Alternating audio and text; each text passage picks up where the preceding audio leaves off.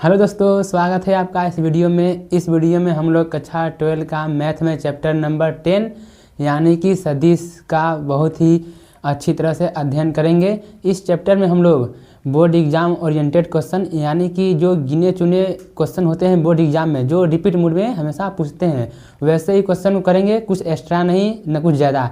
गिने चुने important question में 10 हैं, लेकिन हम लोग कम से कम 10 या फिर 15 क्वेश्चन करेंगे। आज जितने भी क्वेश्चन करेंगे हम लोग सब प्रीवियस ईयर यानी 2019 से लेकर 25 तक जितने भी क्वेश्चन सब बोर्ड एग्जाम में या किसी भी स्टेट में आए हैं, सिर्फ उन्हीं क्वेश्चनों को हम लोग प्रैक्टिस करेंगे। बाकी आप इस वीडियो को देखकर इस चैप्टर को बहुत अच्छी तरह से तैयार कर सकते हैं। इसके अलावा आप लोग को और कोई वीडियो देखने की आवश्यकता नहीं है। आप लोग सिर्फ इस वीडियो को पूरी तरह देख लीजिए। इस वीडियो में हम लोग जो हमारा चैप्टर है सदिश, उसके बारे में बहुत विस्तृत अध्ययन करेंगे। और यदि हमारा सभी क्वेश्चन जो है कि एक वीडियो में नहीं हो पाएगा तो हम लोग इसका पार्ट नंबर 2 भी ला देंगे। तो बिना देरी किए हम लोग शुरू करते हैं अपना पहला क्वेश्चन। हमारा पहला क्वेश्चन है कि सदिश वेक्टर ए बराबर आई कैप माइनस 2j कैप के अनुदिश एक ऐसा सदिश ज्ञात कीजिए। मतलब हमें एक ऐसा इसकी अनुदिश यानी इसकी दिशा में, अनुदिश मतलब दिशा में, यानी हमें जो है सदिश दिया है इसके अनुदिश एक ऐसा सदिश बताना है जिसका परिमाण 7 इकाई हो। और देखिए 7 इकाई से पहले हमें क्या करना पड़ेगा, हमें एक सदिश पहले ज्ञात करना पड़ेगा। पहले 1 इकाई ज्ञात करेंगे। 1 इकाई ज्ञात करने के बाद क्या करेंगे, इसको 7 इकाई से गुणा कर देंगे, हो जाएगा। तो देखिए इसका लिखेंगे हम लोग हल।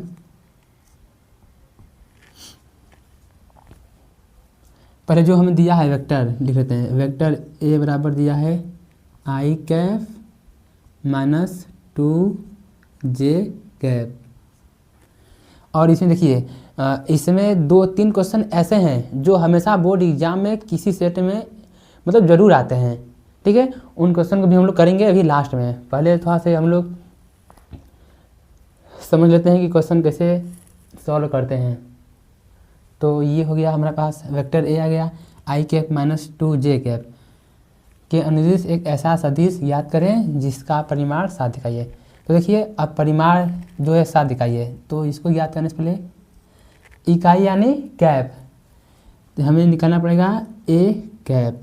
अब ए कैप का सूत्र क्या आता है, जो हमें वेक्टर दिया है उसको लिख लेंगे और जो वेक्टर है उसका परिमाण। ठीक, इकाई सदिश यानी ए कैप का सूत्र होता है जो वेक्टर दिया है वेक्टर ए और उसका परिमाण। तो देखिए ये हो जाएगा ए कैप बराबर में वेक्टर ए क्या है आई कैप माइनस 2j कैप। अब इसका देखिए परिमाण कैसे निकलता है। परिमाण सिंपल से जो दिया उसी का चिन्ह के साथ स्क्वायर करते हैं। देखिए आई कैप का गुणांक कितना है 1, आई कैप का गुणांक कितना है 1 है। ठीक है 1 है तो 1 का स्क्वायर प्लस जे कैप का गुणांक कितना है -2, तो ये हो जाएगा -2 का स्क्वायर। ये हो गया आई कैप माइनस 2j कैप। अब नीचे कितना हो गया 4 1 5 हो जाएगा। ठीक, 1 इकाई का आ गया है। तो हमें क्या करना है, ये 1 इकाई का आ गया है तो हमें 7 इकाई याद करना है। तो 7 इकाई याद करने के लिए हम क्या करेंगे, 7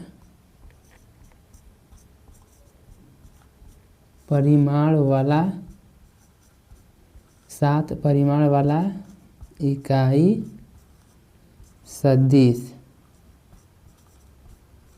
कितना हो जाएगा, ये 7a कैप, यानी कि ये हो जाएगा 7 ए कैप का मान कितना आया है आई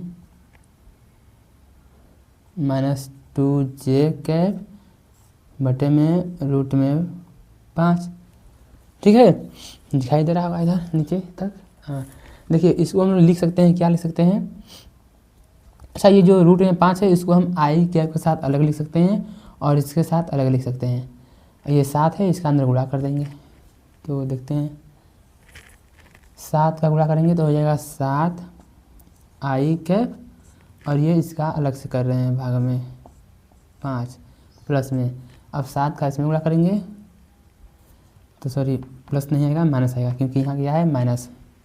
ये हो जाएगा 14 जे कैप, ये हो जाएगा रूट में 5। तो ये होगा सिंपल आंसर हम लोग का। ठीक, ऐसे क्वेश्चन 2 नंबर में पूछ सकते हैं, 2 नंबर में।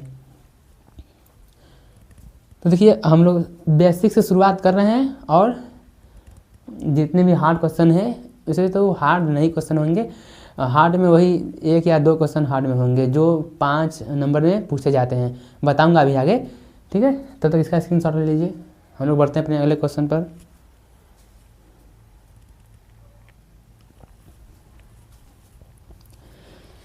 तो देखिए हमारे पास अगला क्वेश्चन है कि सदिशों कितना दिया है, वेक्टर ए और वेक्टर बी के योगफल के अनुदिश, मतलब ए और बी का योगफल करना है, और उसके अनुदिश क्या बताना है, मात्रक सदिश।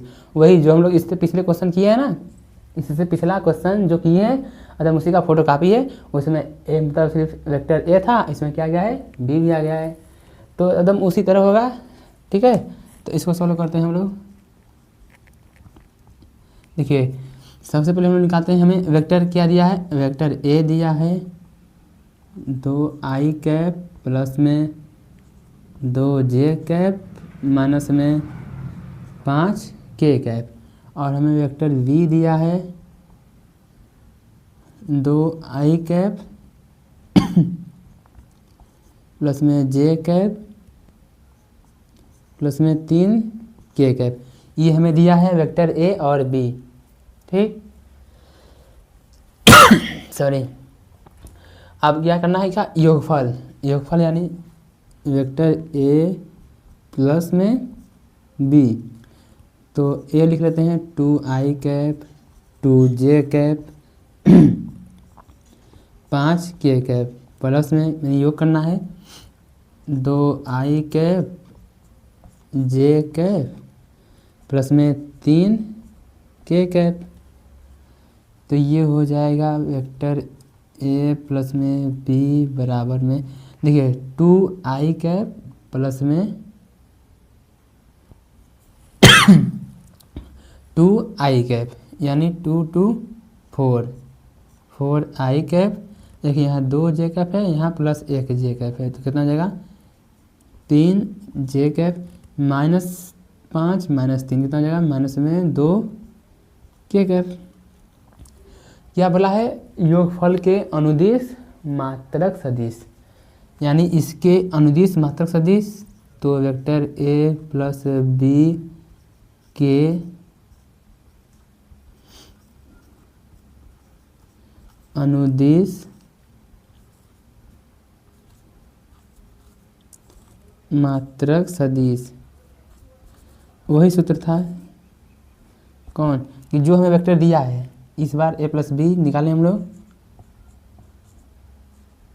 ठीक, और इसी का परिमाण निकाल देते हैं, वेक्टर a प्लस बी का परिमाण, तो हो जाएगा सिंपल में। तो देखिए vector a plus vector b कितना दिया है, 4i cap 3j cap minus में 2k कैप। अब इसका परिमाण, परिमाण यानी इसका रूट में निकालेंगे। i का गुणा कितना 4 है, तो 4 का स्क्वायर प्लस में j का गुणा कितना है 3, 3 का स्क्वायर प्लस में k का गुणांक है -2, तो -2 का स्क्वायर। ये हमारे पास बन जाएगा 4i cap 3j cap minus 2k cap. ये नीचे हो जाएगा रूट में, देखिए ये हो जाएगा 16 4 20 20 9 29 29 हो गया ये। ठीक, बस ये आंसर हो गया। या फिर बहुत करेंगे तो अलग अलग डिवाइड कर देंगे, 4 बटे में रूट में 29 i कैप प्लस में 3 बटे में रूट में 29 j कैप माइनस में 2 बटे में रूट में 29 k कैप। ये आंसर आ गया। ठीक, तो उम्मीद करते हैं आप लोग को इस टाइप का क्वेश्चन समझ में आ गया होगा। अब हम लोग बढ़ते हैं अगले टाइप के क्वेश्चन पर। इसका स्क्रीनशॉट ले लीजिए।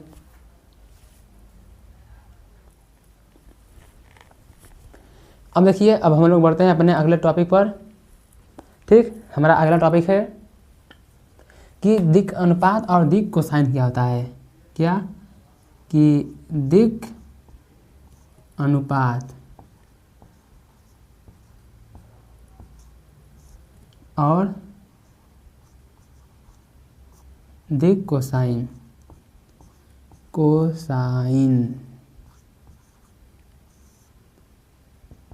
जैसे मान लेते हैं हमारे पास कोई वेक्टर दिया है, वेक्टर मान लेते हैं ए। ठीक है, ये है यक्स आई कैप, वाई जे कैप और जेड के कैप। ठीक है, मानते हैं ये वेक्टर दिया है। ठीक, तो देखिए इसके दिक् अनुपात क्या होंगे। जो आई कैप का गुणांक होता है यक्स, इसको मान लेते हैं ए। जे कैप का गुणांक क्या है वाई, इसको मान लेते हैं बी। जे के कैप का गुणांक क्या है जेड, इसको मान लेते हैं सी। तो ये जो आई जे कैप के गुणांक होते हैं इनको क्या बोलते हैं हम लोग। जैसे हम लोग इसको लिख सकते हैं ए बराबर कितना, ए बराबर लिख सकते हैं यक्स, बी बराबर कितना वाई और सी बराबर क्या लिखते हैं जेड। तो जो आई जे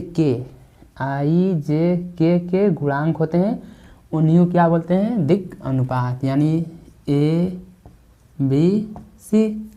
दिक् कोसाइन क्या होता है, दिक् कोसाइन होता है एल एम और एन, इन्हें याद करना पड़ेगा। ठीक है, दिक् कोसाइन कहता है एल एम एन। और देखिए अब हमारे पास पहला बात क्या याद करना है कि हमारा एल, इससे पहले हमें पता रहना चाहिए कि जो 3D में हमारे पास है ग्राफ एक्स वाई और जेड, एक स्थिति सदिश मान लेते हैं पी।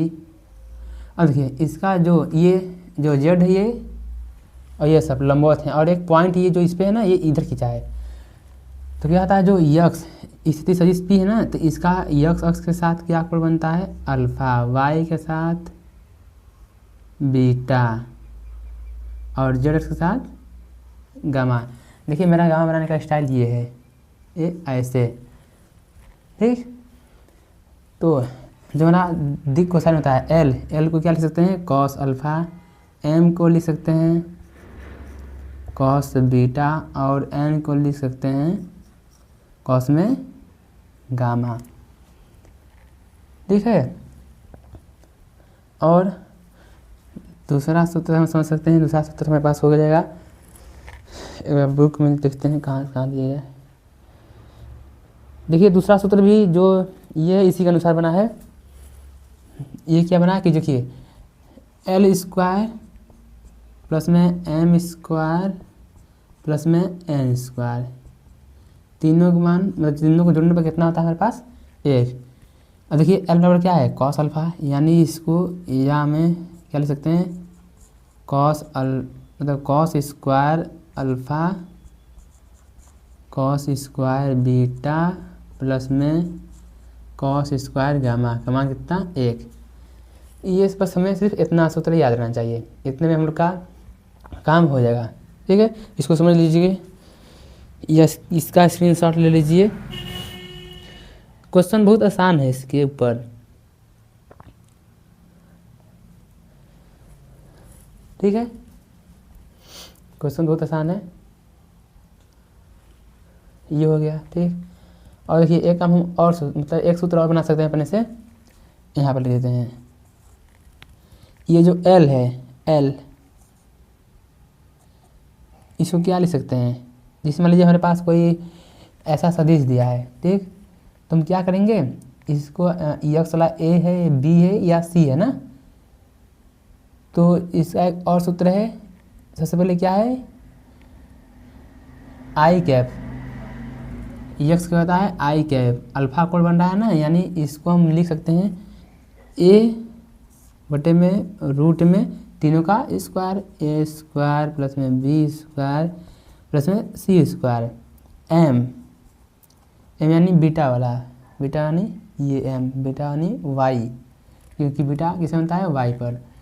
तो ये हो जाएगा वाई को क्या माने बी, ये हो जाएगा बी और नीचे वही सेम रहेगा ए स्क्वायर प्लस में बी स्क्वायर प्लस में सी स्क्वायर। इसी प्रकार एन हो जाएगा सी और नीचे का वही रहेगा ए स्क्वायर प्लस में बी स्क्वायर प्लस में सी स्क्वायर। ये सिंपल है, इतना सूत्र में याद करना है। उसके बाद कहीं एक क्वेश्चन में भी हम लोग नहीं फंसेंगे। इसका फटाक से स्क्रीनशॉट ले लीजिए फटाक से।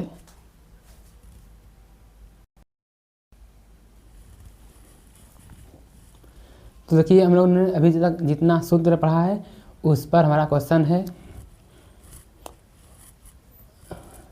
देखिए हमारे पास क्वेश्चन है कि ए वेक्टर दिया है, ठीक है।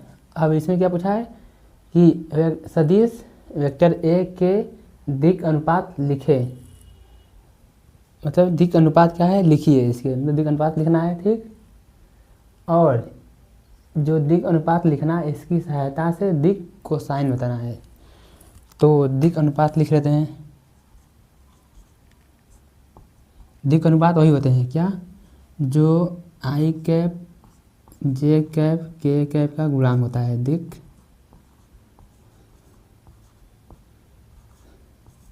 दिक् अनुपात, ठीक है। क्या हो जाएगा दिक् अनुपात, ए बराबर आई कैप का गुणांक 1, जे कैप का गुणांक 1, के कैप का गुणांक कितना है -2। ये हो गया दिक् अनुपात, लिख दिए हम लोग। अब इसकी सहायता से दिक् कोसाइन ज्ञात करना है। तो देखिए दिक् कोसाइन ज्ञात करने के लिए हमें बार बार नीचे नहीं होता है कि रूट में a square plus b square plus c square, तो इसको एक बार हम यहाँ निकाल लेते हैं। क्या होता है ए स्क्वायर प्लस में बी स्क्वायर प्लस में सी स्क्वायर को हम लोग निकाल लेते हैं। ए स्क्वायर यानी 1 का स्क्वायर, बी स्क्वायर यानी 1 का स्क्वायर, सी स्क्वायर यानी -2 का स्क्वायर। ये हो जाएगा 6। अब दिक् कोसाइन, दिक्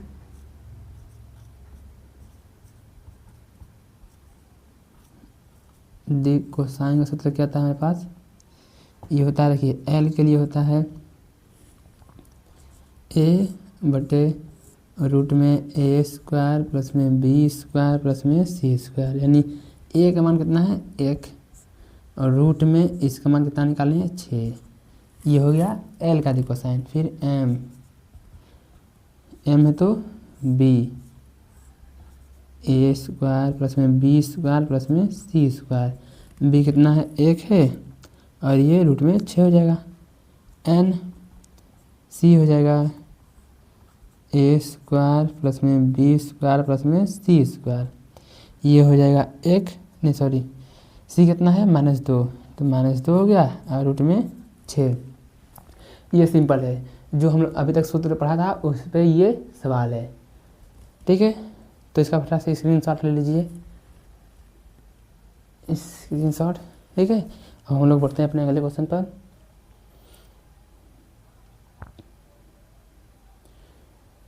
स्क्रीनशॉट